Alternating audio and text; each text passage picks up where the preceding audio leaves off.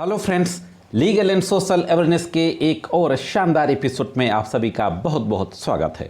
मैं करीम अहमद सिद्दीकी एडवोकेट। साथियों, आज के इस एपिसोड में बात करने जा रहा हूं पॉक्सो एक्ट के एक जजमेंट के बारे में। एक ऐसा जजमेंट जिसमें जो गवाह थी वो एकमात्र 5 साल की एज की विक्टिम एक लड़की थी। उसी की गवाही के आधार पर ट्रायल कोर्ट ने सज़ा कर दी थी, और थोड़ी बहुत सज़ा नहीं, जैसा कि पॉक्सो एक्ट में हैं।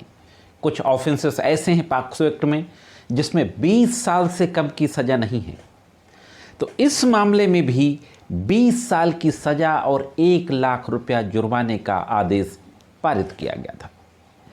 आज के इस जजमेंट में देखेंगे एक बहुत ही लॉ पॉइंट इन्वॉल्व है। कोई ऐसा व्यक्ति जो बहुत ज़्यादा बीमार है, या जिसकी बहुत ज़्यादा उम्र हो गई है, या बहुत कम उम्र है, 10 साल से कम की उम्र है, 8 साल से कम की उम्र है, तो वह कॉम्पिटेंट विटनेस होगा कि नहीं होगा। जो पुराना वाला एविडेंस एक्ट था, उस एविडेंस एक्ट की धारा 118 यानी 118 के अनुसार उस विटनेस को, जिसकी बहुत कम उम्र है, कॉम्पिटेंट विटनेस कब माना जाएगा। इस संबंध में हाई कोर्ट ने क्या कहा और इस संबंध में प्रोविजन क्या कहता है, इन सारी बातों के बारे में आज के इस जजमेंट में बातचीत करेंगे।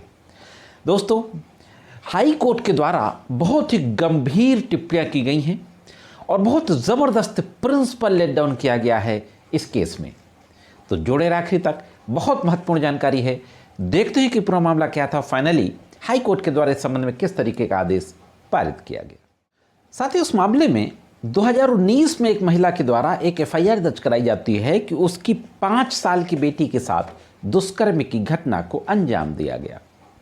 एफआईआर दर्ज होने के बाद इन्वेस्टिगेशन होता है। इन्वेस्टिगेशन के बाद चार्जशीट आती है। 376 इंडियन पेनल कोड यानी जो रेप की जो धारा है, और सेक्शन 6 पॉक्सो एक्ट के तहत चार्जशीट आती है। चार्ज फ्रेम होता है, ट्रायल होता है, गवाहियाँ आती हैं, और इसके बाद पूरा ट्रायल होने के बाद जो पॉक्सो की जो स्पेशल कोर्ट होती है वह दोषी ठहराती है आरोपी व्यक्ति को, और 20 साल का कठोर कारावास और 1 लाख रुपया जुर्माने की सज़ा सुनाती है।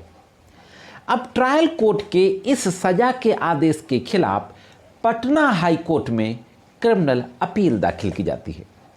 तो देखते हैं कि पटना हाई कोर्ट में किस तरीके का आर्गुमेंट होता है और कोर्ट के द्वारा क्या कहा जाता है, और फाइनली जजमेंट क्या दिया जाता है। ये जो मामला था जो पटना हाई कोर्ट गया, प्रमोद मंडल बनाम स्टेट ऑफ बिहार। केस की पूरी डिटेल आपकी स्क्रीन पर है। इस मामले में जो आरोपी के एडवोकेट थे, आर्गुमेंट करते हुए न्यायालय के समक्ष कहते हैं कि प्रोसिक्यूशन अपने केस को beyond the reasonable doubt prove करने में असफल रहा है। उसको झूठा फंसाया गया है, वो पूरी तरीके से निर्दोष है।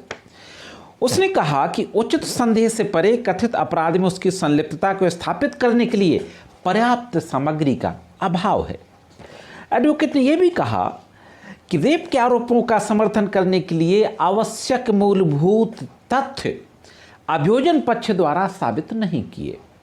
जो नेसेसरी एलिमेंट्स होने चाहिए इस दुष्कर्म के ऑफेंस को पूरा करने के लिए, कॉन्स्टिट्यूट करने के लिए, वो एलिमेंट्स मिस हैं। एडवोकेट ने तर्क दिया कि दोष सिद्धि का विवादित निर्णय, जो कन्विक्शन का जो जजमेंट था और सजा का आदेश, यह गलत है, इसको पलट देना चाहिए। दूसरी तरफ स्टेट की ओर से भी काउंसिल थे। स्टेट की ओर से जो काउंसिल थे, उन्होंने कहा कि जजमेंट में किसी भी तरीके की इलीगैलिटी नहीं है, कोई कमी नहीं है, बिल्कुल सही तरीके से कन्विक्शन का जजमेंट ट्रायल कोर्ट के द्वारा पारित किया गया है। हाई कोर्ट ने हालांकि कहा कि इस बात पर कोई विवाद नहीं है कि कथित घटना की तारीख पर लड़की की उम्र 5 साल थी। जो विक्टिम की जो एज थी, उसकी एज पर किसी तरीके का कोई विवाद नहीं है। फिर भी प्रोसिक्यूशन पक्ष को पॉक्सो एक्ट के प्रावधानों के तहत अपीलकर्ता के अपराध को मूलभूत तथ्यों के साथ साबित करने की आवश्यकता है। यह बात शुरुआत में हाई कोर्ट के बेंच के द्वारा कही गई, और देखते हैं कि और आगे क्या महत्वपूर्ण बात कही गई और फाइनली क्या जजमेंट दिया गया। साथियों, ऑनरेबल पटना हाई कोर्ट की बेंच के द्वारा जो महत्वपूर्ण लीगल सवाल उठाया गया, जैसा कि मैंने शुरुआत में कहा कि इस जजमेंट में लॉ पॉइंट इन्वॉल्व है, वह सवाल ये था कि जैसा कि एविडेंस एक्ट की धारा 118 कहती है कि कॉम्पिटेंट विटनेस कौन होगा, तो वहाँ जो बहुत ज़्यादा एजेड हैं, बीमार हैं या बहुत छोटे उम्र के बच्चे हैं, मेल हो या फीमेल, गर्ल चाइल्ड हो या बॉय चाइल्ड हो, तो उनकी गवाही से पहले उनकी गवाही देने की क्षमता को परखना होता है। न्यायालय उनसे कुछ जनरल अवेयरनेस के सवाल पूछती है, कुछ नॉर्मल रीजनिंग के सवाल पूछती है, रेशनल क्वेश्चंस पूछती है, और फिर न्यायालय को लगता है कि हाँ, ये बातों को, काम की प्रकृति को समझ पा रहे हैं, तो फिर उनकी गवाही होती है।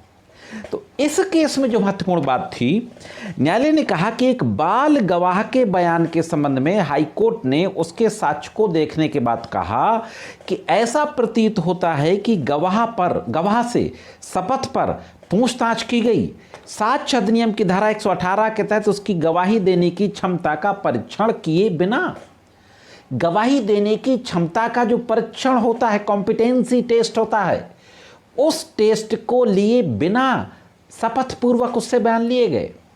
कोर्ट के द्वारा आगे कहा जाता है, प्रावधान में कहा गया है कि सभी व्यक्ति गवाही देने के लिए सक्षम होंगे जब तक कि न्यायालय यह ना समझे कि उन्हें उनसे पूछे गए प्रश्नों को समझने या कम उम्र या अत्यधिक बुढ़ापे या बीमारी के चलते शरीर या दिमाग की या इसी तरह के किसी अन्य कारण प्रश्नों के तर्क संगत उत्तर देने से रोका गया।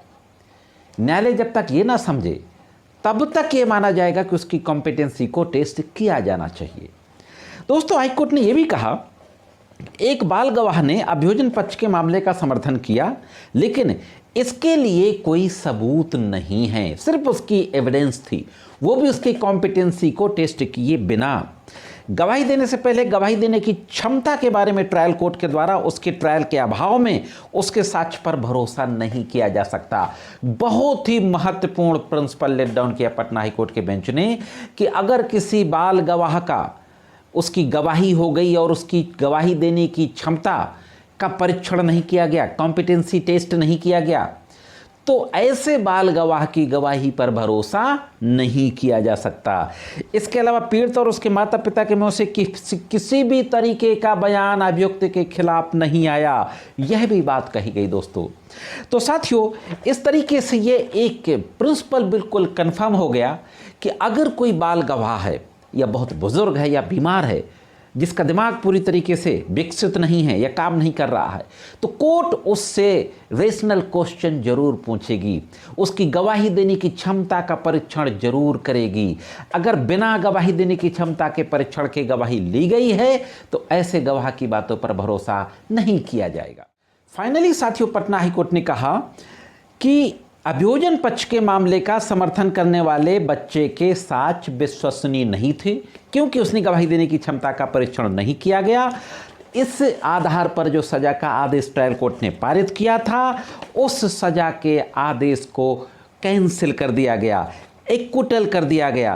कोर्ट ने कहा कि हम पाते हैं कि अभियोजन पक्ष अपीलकर्ता द्वारा पीड़िता के खिलाफ कथित दुष्कर्म के मूलभूत तथ्यों को उचित संदेह से परे साबित करने में बुरी तरह से विफल रहा है।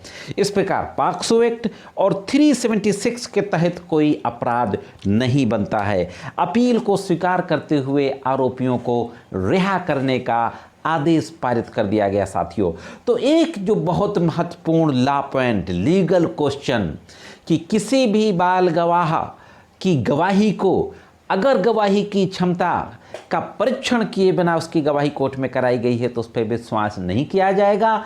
ऐसी गवाही के आधार पर कन्विक्शन बेस्ड नहीं होना चाहिए।